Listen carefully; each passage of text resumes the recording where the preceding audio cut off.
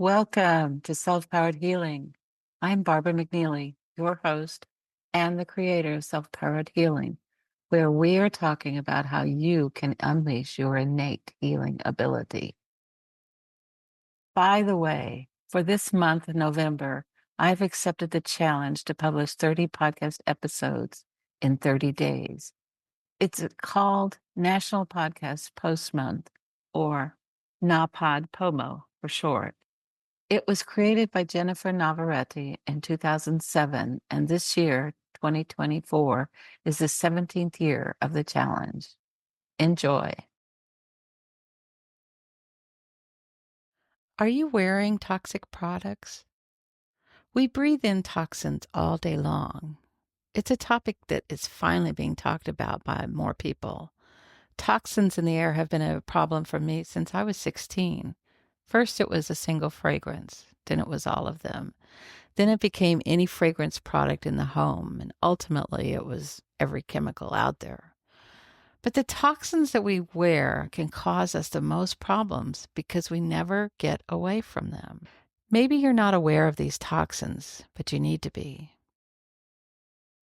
One of the biggest culprits is fragrance.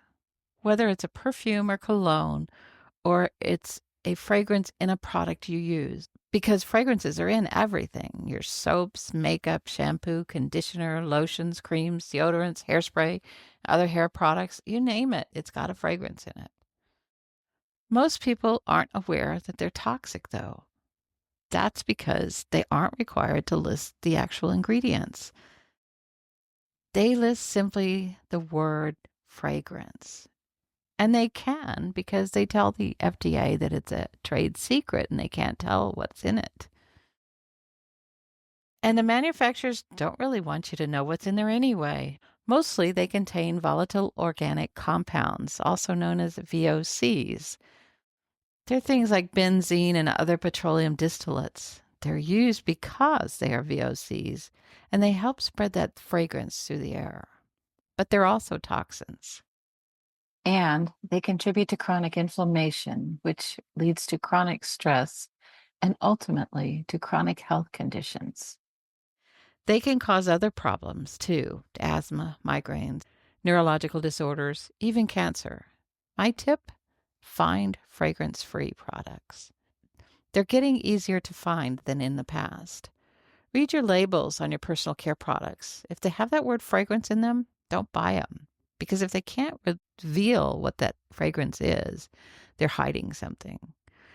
That also includes that word masking fragrance.